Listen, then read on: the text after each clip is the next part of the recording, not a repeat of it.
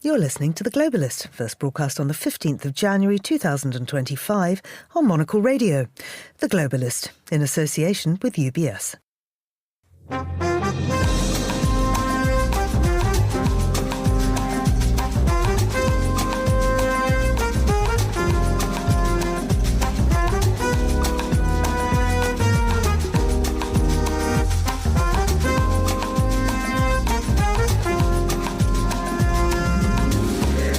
This is The Globalist, broadcasting to you live from Midori House in London. I'm Georgina Godwin.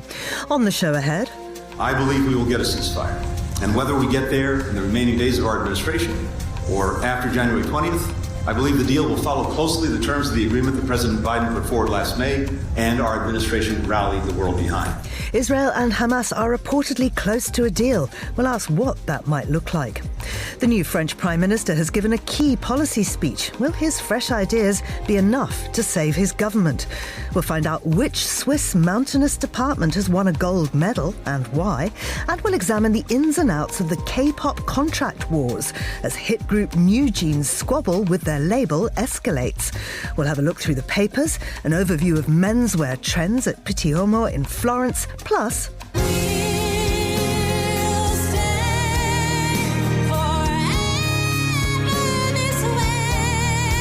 We'll hear about 3 not-to-be-missed theatrical events. That's all to come here on The Globalist, live from London.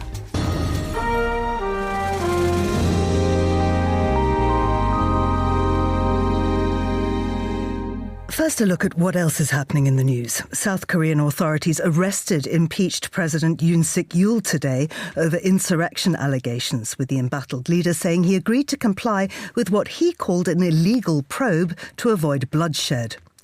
The Biden administration says it will remove Cuba from its terrorism blacklist, while Cuba said separately it would release upwards of 500 prisoners from its jails. Dual announcements poised to reshape US-Cuba relations just days before Donald Trump takes office. And Tulip Siddiq, the British minister responsible for financial services and fighting corruption, resigned on Tuesday after weeks of questions over her financial ties to her aunt, Sheikh Hasina, ousted last year as Prime Minister of Bangladesh. Do stay tuned to Monocle Radio throughout the day for more on those stories. Now, negotiators say they are near to hammering out the final details of a ceasefire in Gaza today after marathon talks in Qatar. And the US and Egyptian leaders promised to stay in close contact about a deal over the coming hours. Well, I'm joined now by Greg Karlstrom, who's a Middle East correspondent and the author of the book, How Long Will Israel Survive? The Threat from Within. Greg, many thanks for joining us once again. What is the latest on this deal? Georgina, I think we've had this conversation dozens of times over the past year, but I think for once now they are actually close to an agreement. Israel has accepted this deal. Prime Minister Netanyahu has endorsed it. There hasn't been a vote in the Israeli cabinet yet, but it seems as if he does have the votes to get it through the cabinet. Hamas has not given its final approval yet. It's accepted the deal in principle, but it says it's still waiting to receive maps from the Israeli government detailing exactly how Israel plans to withdraw its troops from Gaza. So still waiting for that final okay from Hamas, but the expectation amongst Arab diplomats who are involved in the talks is that there could be a final agreement as early as today or perhaps tomorrow. So if there was an agreement, what might that look like? It's a 3-stage agreement. The first phase of it, which could begin as early as this weekend, would last for 6 weeks. Hamas would release 33 Israeli hostages during that time. It's not clear if those hostages are all alive or if some of them would be dead bodies handed over to the Israelis. But 33 hostages meant to be released, mostly women, children, the elderly, in return for 30 Palestinian prisoners per hostage. So about 1,000 Palestinian prisoners released from Israeli jails. And then while that's happening, during this 42-day initial phase, Israeli troops are meant to begin withdrawing from Gaza, not entirely, but they'll withdraw from populated areas. More aid is meant to go into Gaza. And then Israel and Hamas are meant to negotiate the second stage of this agreement, which would be a permanent ceasefire and the release of all remaining hostages in Gaza. And what about people returning to Gaza? So people would be allowed to move within Gaza per this agreement. The Israeli army would withdraw from what's called the Netzarim corridor, which bisects the territory. And so people who have fled from the north to the south, for example, would be able to go back to their homes in the north if they still have homes to go back to. So there would be freedom of movement within Gaza. I think what happens to the tens of thousands, if not hundreds of thousands of Palestinians who have left Gaza over the past 15 months, who have fled to Egypt, I think that's something that would probably have to wait until the second phase of this agreement. And what about an Israeli presence in the Philadelphia corridor?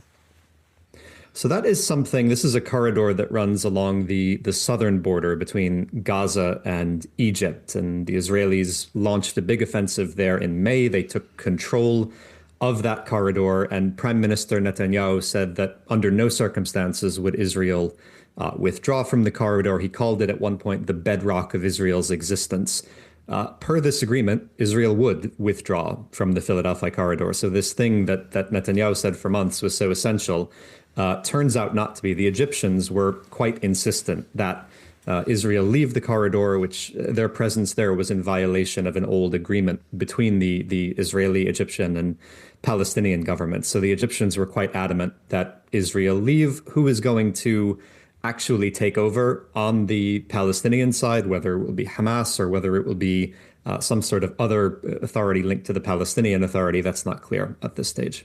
And so talking about, an immediate ceasefire, and we're talking about what happens in the next few weeks, but what about long-term planning? What are the discussions around that? There's very little of that going on. Antony Blinken, the American Secretary of State, in that speech that you played a clip from earlier, he outlined yesterday his vision for what a post-war Gaza could look like, and talked about a role for the Palestinian Authority, for example, in governing and securing Gaza. That is something the Israeli government has rejected for more than a year. That's something that Hamas is not entirely sure it wants either.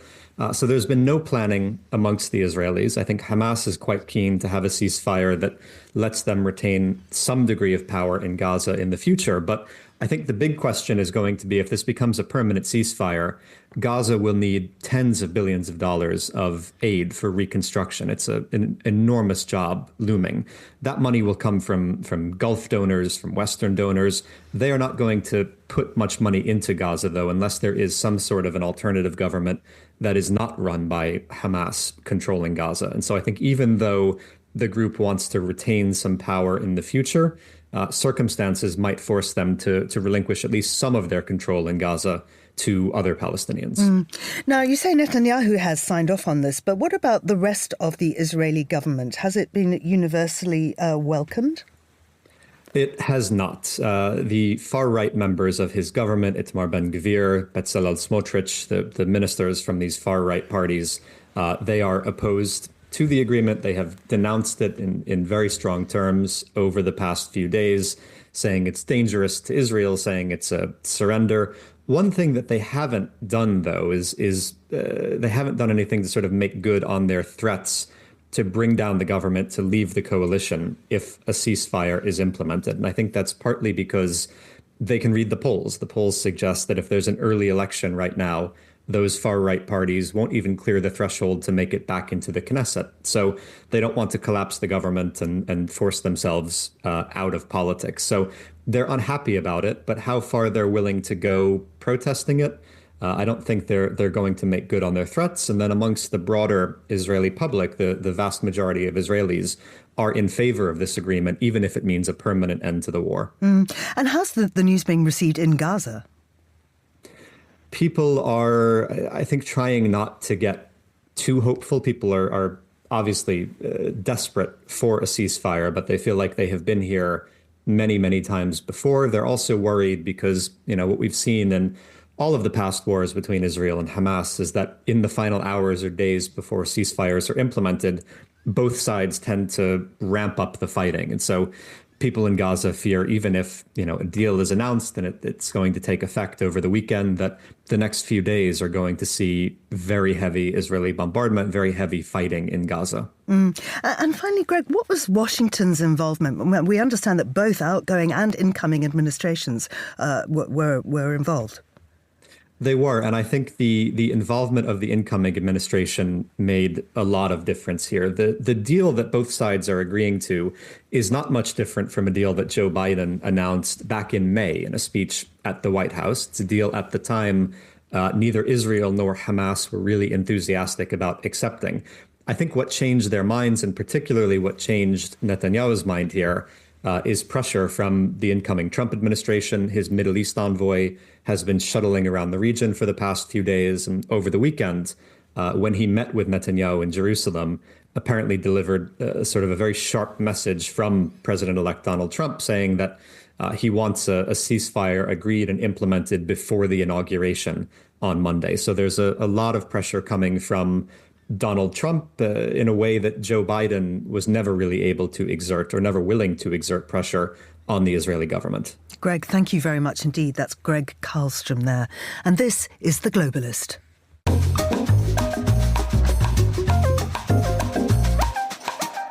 11 minutes past 8 in Paris, 7:11 here in London. The new French Prime Minister, François Bayrou, gave a key policy speech setting out his governing principles yesterday. Well, this comes after an extraordinary political year for the country, sparked by President Emmanuel Macron's decision to call early elections and consequently losing his working majority in Parliament. Bayrou's government was formed last month after the collapse of the previous administration, and all of the problems that caused that collapse still exist, a point that formed the core of his address to lawmakers. Well, I'm joined now by Simon Bouvier, who's at Monocle's Paris bureau chief. Simon, lovely to have you back on the show. What is the situation that Bayrou has inherited? Bonjour, Georgina. Well, as you mentioned, the political chessboard is very much the same as it was when his predecessor, Michel Barnier, was toppled by a vote of no confidence. What Bayrou is banking on, though, is that instead of leaning on the far right, he's going to be able to woo the moderate left, the Socialist Party, by putting back on the table their kind of totemic ask, which is to reconsider Emmanuel Macron's signature retirement reform policy, which increased the retirement age to 64. But the modalities of that and the perimeter of how it's going to be renegotiated is still very much up in the air, even after yesterday's speech. Well, what is it about pensions in France, Simon? Why is this always such a key issue? Well, Bayrou did a bit of a math lesson during his speech yesterday. It was a pretty long speech where he touched upon a lot of the policy priorities of many different parties in an effort to kind of convince them that, none of them may love him, but he has everybody's priorities in mind, and he's not going to leave anybody's kind of key policy asks out. But one part of it was a little bit of a math lesson, as I was saying, where he was laying out what the situation is, which is that every year we spend billions more on retirement than people who are still in the workforce are contributing to the system. And so he doesn't want any kind of taboo on what the best solution to finance this system is, but he also doesn't want us to, in his words, kind of mortgage the future of the next generation by paying for essentially day-to-day expenses of retirees by borrowing money. So I think that's going to be the key thing. Obviously, the math is pretty unyielding. If you work longer, then people who are in the workforce are going to be contributing more to this system. And France had a legal retirement age of 62, which is quite low by European standards. And this previous reform, the unpopular Macron one, increased it to 64. So he says he's willing to reconsider it, but how the math is going to work if they lower it back, it can only be done one way, which is by increasing taxes. So that is also unpopular. So striking that balancing act is going to be a tough one. Right. So, and his big idea centres around a sort of time, 3-month time clock.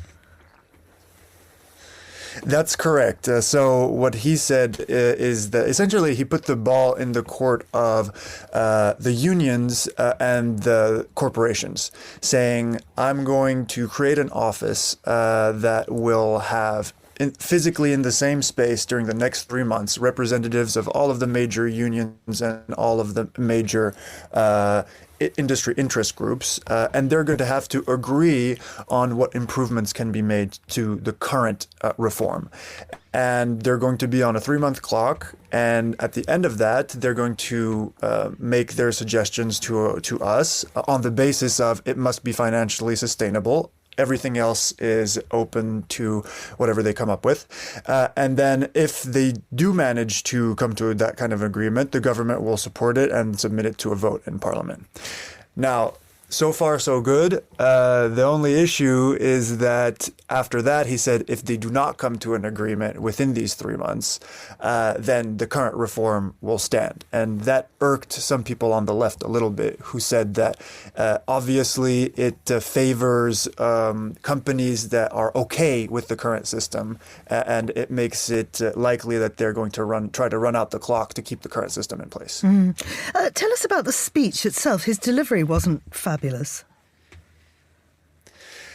No, I think it was a bit emblematic of how people feel about him as a politician. It was a bit meandering. At one point, he even had to stop for maybe 30 seconds because the pages of his speech were in the wrong order, and he even made a comment to that effect, saying, well, apologies, there's a bit of confusion in the pages of my speech here. Of course, it didn't help that he was constantly being heckled during the entire speech by his colleagues in the chamber of the Assemblée Nationale. But I think the best way to describe it is that nobody completely hated it, or few people completely hated it, but very few people really loved what they heard. And I mean, it was very wide-ranging. It wasn't just retirement reform. He was looking at immigration, education, government efficiency, Mayotte, and so on. Absolutely. And I think that, you mentioned Mayotte. I think he tried to put that at as a kind of central pillar of his speech, saying that for too long, French citizens of overseas territories have been second-class citizens, and Mayotte was recently devastated by a cyclone, and the government response to it, installing a big kind of field hospital and so on and so forth, has been pretty impressive as far as dealing with the emergency. But I think the local population are fed up with being ignored until there's a big disaster, and he endeavored to let them know, this government is going to make you a priority because you've been ignored for too long. The subtext being that there are pretty big immigration concerns on Mayotte as well, with very significant illegal immigration of people who want to enter French territory so that they can then access the rest of Europe, and also French government services and so on and so forth, mostly because accessing the Schengen area is more complicated. But that is one of the totemic issues of the far right, saying, the French citizens of Mayotte are being overwhelmed by this illegal immigration and we're doing nothing about it. So it's killing two birds with one stone, so to speak, in terms of policy priorities, telling the overseas territory citizens, we hear you, and also kind of signaling to the far right, we're going to get tough on immigration. So, Simon, do you think his government can survive? I think it will survive for now, that's for sure. The far left, La France Insoumise party, immediately filed or submitted a motion for a vote of no confidence, which will take place on Thursday. To my mind, there is no chance at all that Bayrou will be immediately toppled, and his government will be immediately toppled by this vote on Thursday. But it will all come down to whether he can come to a deal with the moderate leftists. The downfall of Michel Barnier was the budget, which is still an emergency, and Bayrou is hoping to put his budget to a vote by the end of the month. Instead of being reliant on the goodwill of the far right, he's hoping that he can close the deal with the socialists and have their support, because if he does, then he doesn't need Le Pen and her troops to support him. So I think closer to the end of the month, we'll have a clearer picture of whether he can survive, at least until the summer, or not. Simon, thank you very much indeed. That's Simon Bouvier there from our Paris bureau. Now, still to come on the programme. I'm super shy, but wait a minute while I make you mine. Darling, 지금도 you're on my mind all the time. I wanna tell you, but I'm super shy. Super Shy from NewJeans. We'll hear all about the latest contract war taking over the K-pop world. This is The Globalist. UBS has over 900 investment analysts from over 100 different countries. Over 900 of the sharpest minds and freshest thinkers in the world of finance today. To find out how we could help you, contact us at ubs.com.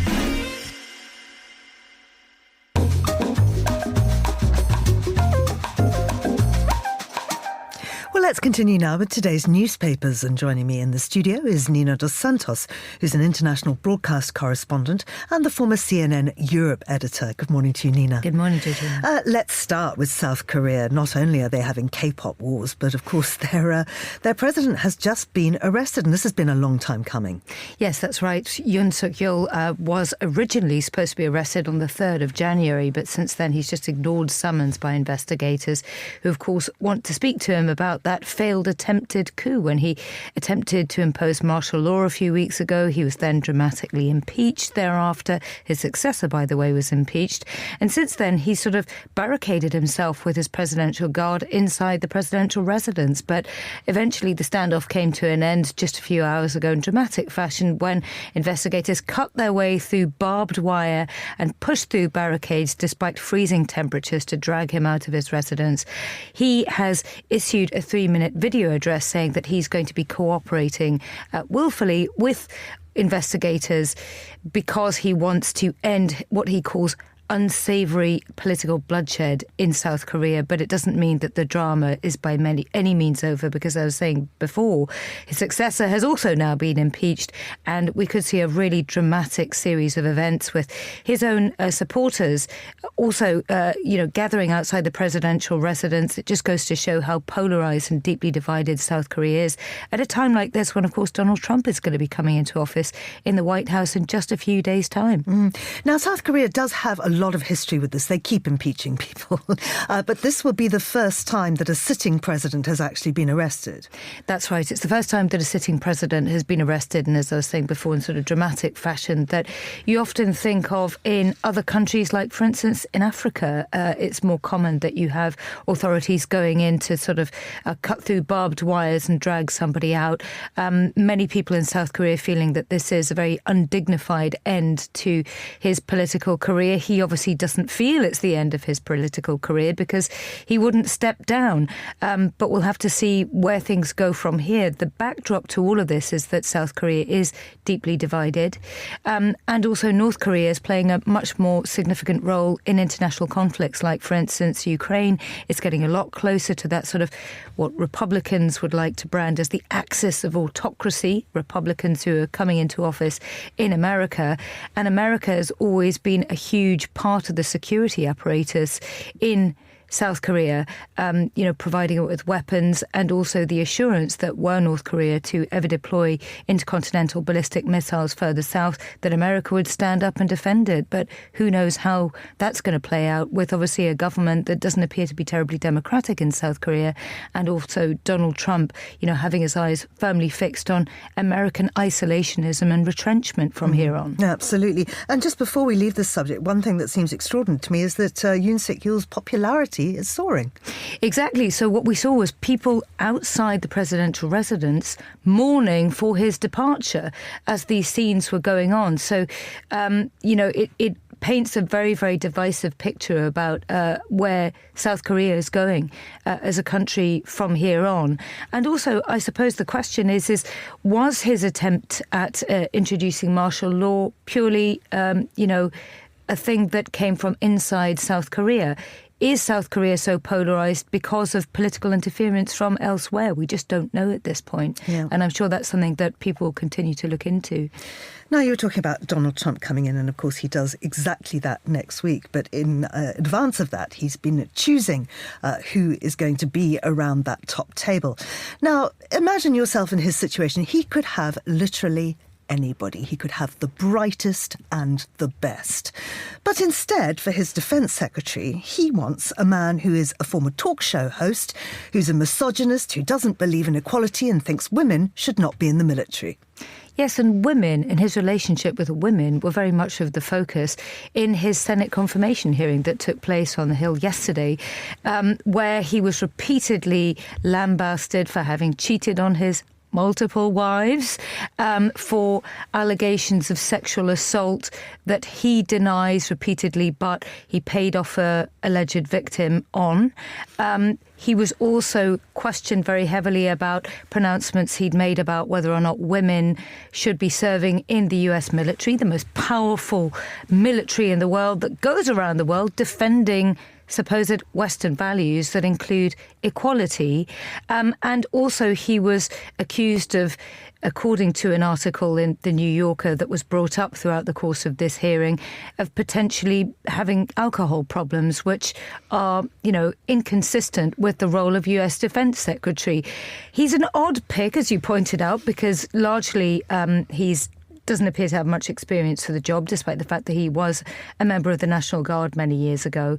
He spent a long time on the airwaves and Fox News. We know that the US President-elect Donald Trump is a big fan of Fox News, and that's obviously where he's been able to get FaceTime with Donald Trump. But the reality is that he has some pretty unsavoury views that are, as I was saying before, inconsistent with the types of values that America up until now has tried to sort of champion around the world. And in some cases, it's used military might to do that. And yet, it seems like he is going to be confirmed. Well, and he's an odd choice because the predecessors, including in Donald Trump's first administration, were actual, real senior members of the US military. Even Lloyd Austin, who's going to be leaving Joe Biden's pick for Defense Secretary, was a four-star general, and previous members of George W. Bush's, Department of Defense have had big roles in the US military. And so Pete Hegseth is an odd pick because, yes, OK, he has served in the National Guard, but not in particularly senior roles. Yeah. And again, he has some very unusual personal values, let's put it that way. And value is a big part of this job, these senators wanted to point out in these hearings. He also couldn't name any of the ASEAN members countries either, by the way, which was quite an embarrassment because there are 11 of them to pick from. Yeah. Let's move on to a completely different leader, and this is Ukrainian President Volodymyr Zelensky. He's going to Warsaw today. Why is that? Well, this has a lot to do with sort of overcoming the biggest Achilles heel between Polish and Ukrainian relations. Now, obviously, Poland has been a staunch defender of Ukraine because it knows that if Vladimir Putin's war succeeds in annexing all of Ukraine, well, let's face it, Poland is the next border, and it is NATO and EU's border. And obviously, Ukraine wants to become a member of NATO. It also wants to become a member of the EU. And if it's to do any of those things, it will desperately need Poland's backing. But the problem is that for many, many years, there's been tense relations over an episode, one of the ugliest episodes in World War II that happened in 1943, which was the Volyn massacre, where up to 120,000 Poles, it's estimated, lost their lives because Ukrainian nationalists are accused of having massacred them. Now, Ukraine's side always say that there were lots of Ukrainian people who lost their lives in this episode. It has to be viewed in the bloody context of World War II. But it has remained a really tense issue on both sides for years and years and years. Now they want to overcome that by agreeing to the first exhumations of the Poles that were massacred in this massacre. And as I said, that sort of will attempt to thaw relations between them. It's important because it's also another signal that Volodymyr Zelensky is trying to get his ducks into order ahead of the incoming Trump administration that is going to put a huge amount of pressure on him to start agreeing to some conditions to end the war in Ukraine. Finally, you found the most brilliant story about Brad Pitt. Great pictures of Brad Pitt. Always something to look forward to. 7 a.m. Even if they were just blown away by the all right, story. So let's explain it. Let's go for it. There's a poor lady who's 53 years old, anonymous in France, who apparently has been conned out of, wait for it, €830,000. That's more than £730,000 of her saving, because it's another one of those catfishing attempts where she apparently was convinced by a fake Brad Pitt that Brad Pitt was in love with her and that he was having surgery and that he needed large amounts of money. Now, the sadness is that this poor lady apparently was contacted on Instagram by a woman who claimed to be Brad Pitt's mother, saying, my son's recently divorced and you look like the ideal person. I think it was a picture that she'd posted when she was on holiday on Instagram or something. First, she confessed to be sceptical, but then he himself contacted her, allegedly, and said, my mother tells me a lot about you, lots of great things. First, he needed a little bit of money for customs payments for Chanel handbags and stuff that he supposedly sent her that apparently never materialised. When she said to him, I've just gotten divorced and I've got a several €100,000 settlement, he suddenly allegedly developed kidney cancer. Now, obviously, just for full disclosure, none of this has to do with Brad Pitt. It's obviously a catfishing scam, but it's yet another incident. I remember covering for an Italian broadcaster one of these recently, where there was an allegation that a woman was conned out of several €100,000 of her savings because Prince William, quote unquote, had decided to ditch his wife, the Duchess of Cambridge, and instead marry her. Again, completely fake. But I mean, the point is, so many people live online and they believe these things now. What's extraordinary about this story is that there are photographs. There are photographs of Brad Pitt looking very ill in hospital, holding up signs saying that he loves this woman. I mean, the AI in this is actually spot on. This is the problem. So this is what a lot of people are saying now, is that, for all we're rolling out the red carpet to AI, AI is creating some huge problems around the world. Not only is it allowing people, and there's legislation passing in the UK about this right now as we speak, to create deep fake porn images of women. But it's also allowing people to be targeted in catfishing scams that often target women with famous men. And if you look at some of these pictures of, as you were saying before, what appears to be an invalid Brad Pitt, suffering all these operations in hospital, all of it's completely fake. Nobody knows exactly as yet who is the perpetrator. There have been gangs arrested in Nigeria. I remember covering a case there where there was a whole gang of young men who were perpetrating these catfishing scams, specifically looking for divorcees who are in their 50s, largely women who are most recently online and, naive to who may be contacting them. And as I said, it's a real risk now because of the combination of online dating where relationships start, or people start up relationships, as I said before, with no experience of the risks of the online world, and then AI making it even worse. Nina, thank you very much indeed. That's Nina dos Santos there. Now, you be careful out there. It's a big, bad world. It is indeed. Thankfully, I'm not yet 50 and I'm still married. But, hey, when my time comes, let's hope that, I'll be, attuned to the dangers of AI. Let's have a look at what else we're keeping an eye on today. South Korean authorities arrested impeached President Yoon Suk-yeol today over insurrection allegations, with the embattled leader saying he agreed to comply with what he called an illegal probe to avoid bloodshed. His arrest is the first ever for an incumbent South Korean president. Authorities now have 48 hours to question him, after which they must seek a warrant to detain him for up to 20 days or release him. The Biden administration says it will remove Cuba from its terrorism blacklist, while Cuba said separately it would release upward of 500 prisoners from its jails.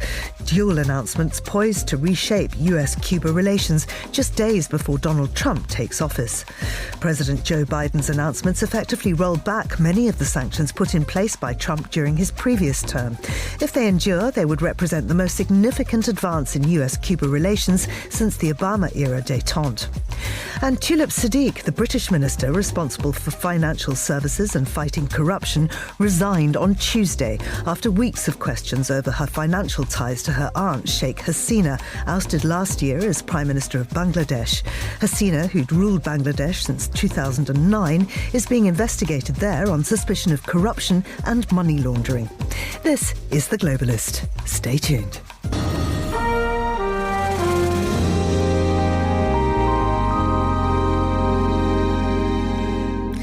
The Wakker Prize is an award given every year to the Swiss municipality that's made a particular impact on its appearance and settlement development. The prize money, just 20,000 Swiss francs, is largely symbolic. The real value of the award is the public recognition of exemplary performance. Well, the gold medal for 2025 has been won by the Graubünden municipality of Poschiavo. And joining us from the region now is David Viom, who is Executive Director of the Swiss Heritage Society. David, thanks for coming on the show. Tell us about Poschiavo. Where is it? Poschiavo is a village in Canton Graubünden, in the east of Switzerland. It's far away from everything. You need 5 hours from Zurich to reach Poschiavo.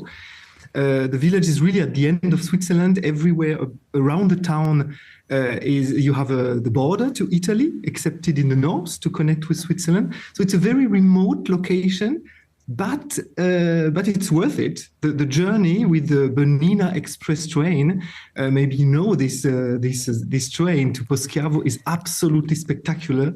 You ride through a World Heritage region, then over the breathtaking Bernina Alps, and at the end of the journey, you discover, so above the very beautiful village of Poschiavo. Yes, that train journey, as you say, is absolutely stunning. What's the history then of Poschiavo and that region? Oh, the history is, of course, a long history. One of the oldest monuments in the village is a Roman church tower, very, very beautiful, but the main time in the history of the town is the end of the 18th century. After an economic crisis triggered by Napoleon's takeover of the whole region, many residents emigrated to seek their fortune as confectioners, as pastry makers in European cities from Poschiavo. For example, a specialty of Poschiavo is a brioche named Suizo. So also Swiss, but because it was created by a baker of Poschiavo when he was working in Spain, the name is Suizo in Spanish. So, but some of these confectioners came back after 50 years with a lot of money and brought prosperity to the town and build very beautiful houses. Yes, the architecture there is stunning. Who judges the prize and what did they say about the winner? Why has Poschiavo won? I mean, the for us, Poschiavo is first an impressive experience, we can say. But the most important thing for our prize is the high quality of architecture. And of course, with this history, with all the interesting palazzi, the interesting big houses in this village is very important. The high quality of architecture is important. The possibilities of social interaction are for us a reason to give the prize. A great infrastructure for the people who live there, a sustainable economic development, and a 100% organic agriculture. So you have everything in this small village. And it's why we have decided to give the village the Wakker Prize of the Swiss Heritage Society. It sounds an absolutely gorgeous place and it's totally on my list to visit. David, thank you very much indeed. That was David Vion there, and you're listening to The Globalist.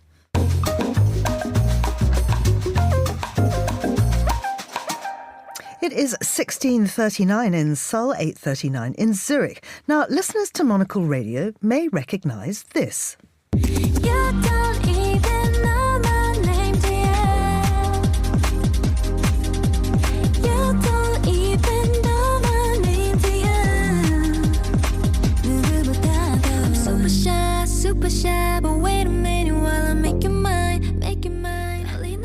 5-member chart-topping K-pop girl band NewJeans were the 8th biggest selling act in the world in 2023. Last year, they were nominated for Best Group at the MTV Awards.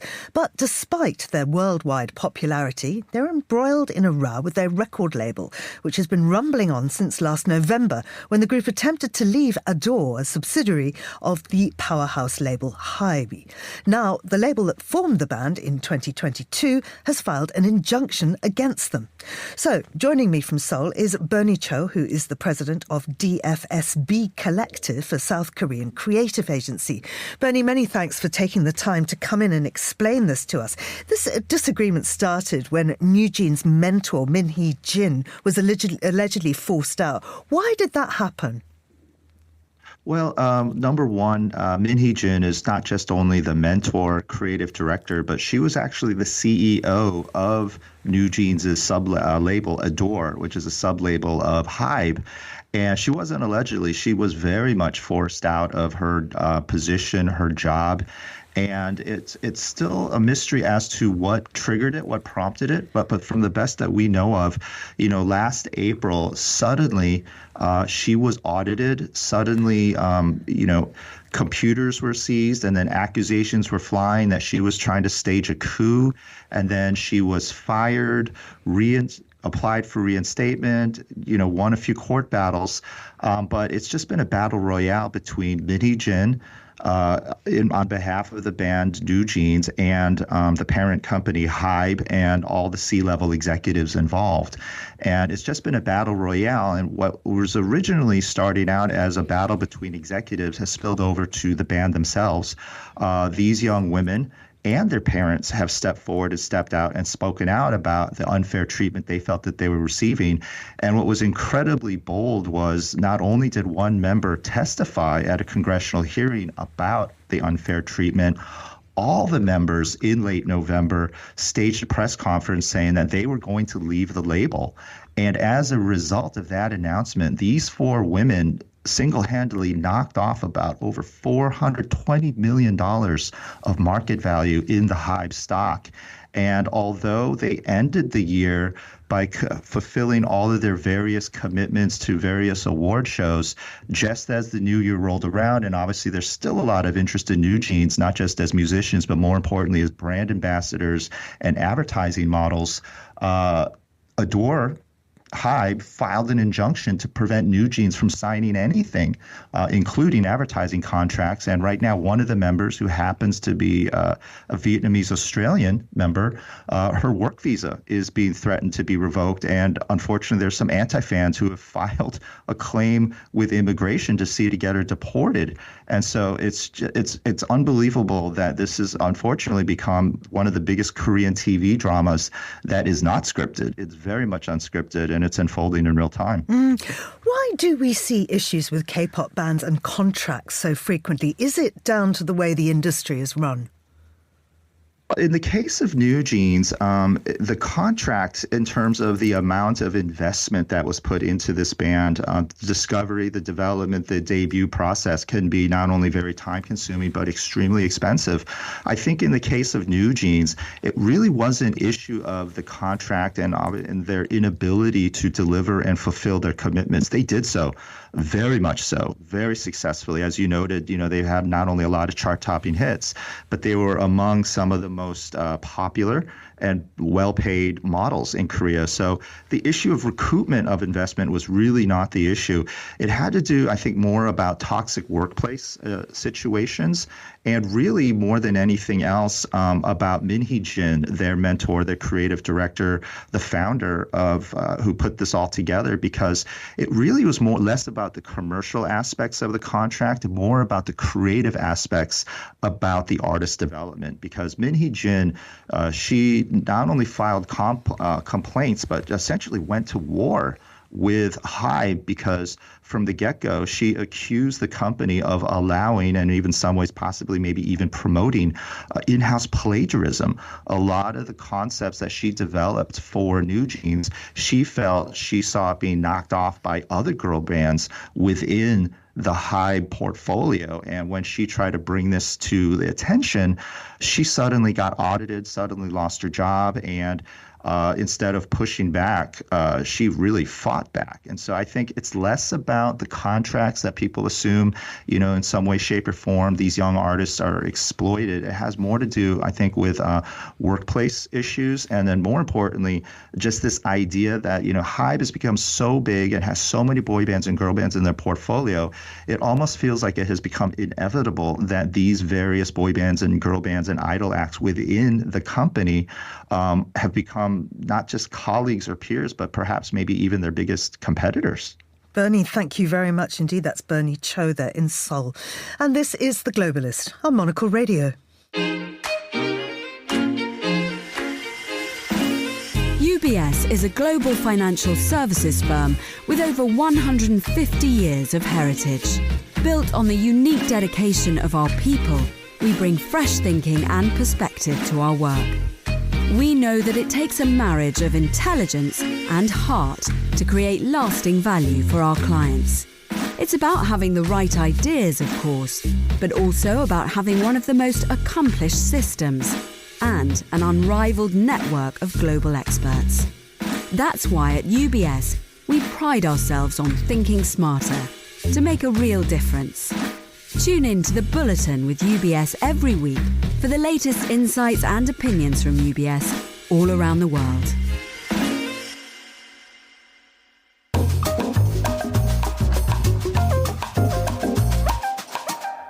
Now, Pitti Immagine is the men's fashion trade fair, which is held twice a year in Florence.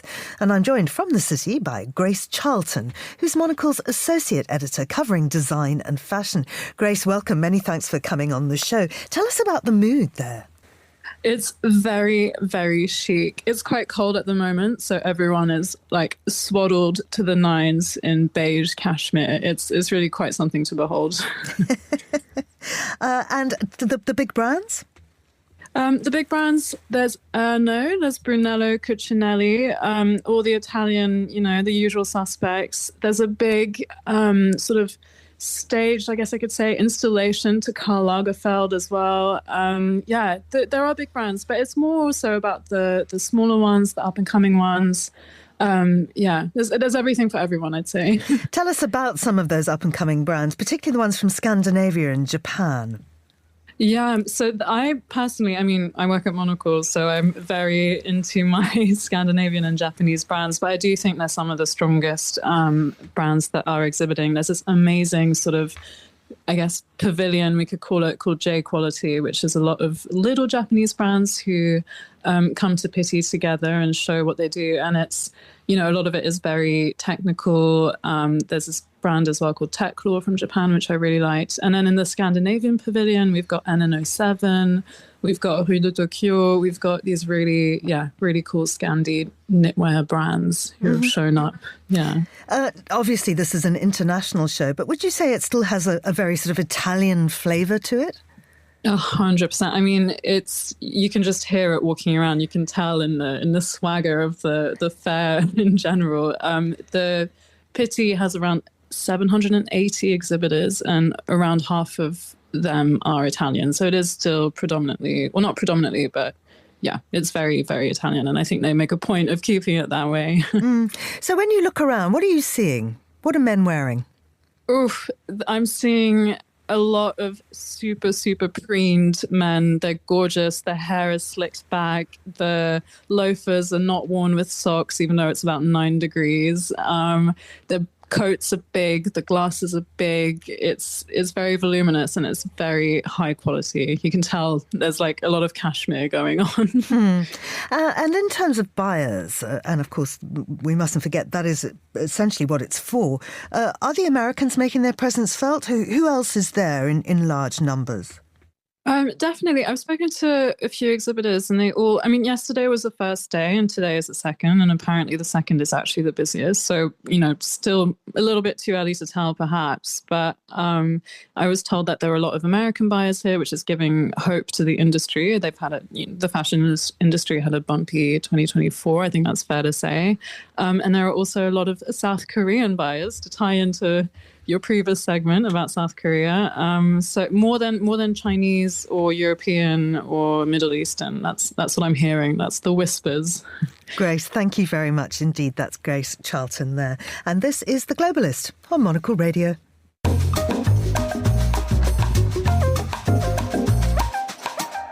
And finally, it's time to talk all things on stage with Matt Wolfe, the theatre critic at the International New York Times. Good morning, Matt. Good morning to you, Georgina. I'm very excited about what you're going to tell us all about. Well, I'm happy to tell you anything you want to know. Some musical openings. Yes, it's been a busy year so far for musicals. There's a holdover from the Christmas season, which we'll talk about, which is its own category, the Matthew Bourne Swan Lake. But in terms of new productions so far in 2025, we've had the West End premiere of Titanic, which has been a kind of runaway hit off-Broadway in New York. And then Cameron Mackintosh, the producer, has returned to his favorite of all titles, probably, which is Oliver, a show near and dear to his heart since he was a teenager. And he's been sort of reviving it over the decades. And the latest revival of it opened last night. Right. Titanic. Why not Titanic? Oh, je ne sais quoi. How can you ask that question? What can I say about Titanic? It's very, very, it's a very broad parody of the James Cameron film, but also really it widens out well beyond that to embrace pop culture. It's very, very camp, silly, but in a good way. It's the kind of thing where if you don't tap into its wavelength, you're probably going to have a rough 90 minutes or so. But if you do surrender to it, preferably with a couple of drinks, you'll have a whale of a time. If I tell you, for instance, that the iceberg is a character in the show, but that same actor, Leighton Williams, who was in Everybody's Talking About Jamie, also appears for sort of no particular reason as Tina Turner. So you get it. It's kind of throwing everything at the wall and seeing what sticks. And actually a large chunk of it does stick. Yeah, so that's why it's not Titanic. It is actually a kind of pastiche. Really. It's absolutely a pastiche. I love it. The sort of tagline, nothing on earth could come between Jack and Rose except Celine Dion. Yes, and Lauren Drew plays Celine Dion brilliantly with just the right sort of wink to the audience. Come with us and go along for the ride. Yeah. That's the message of the show. I mean, you know what it reminds me is that whole Gwyneth Goes Skiing. Yes, which funnily enough was at the same theatre, the Criterion by Piccadilly Circus, where this is.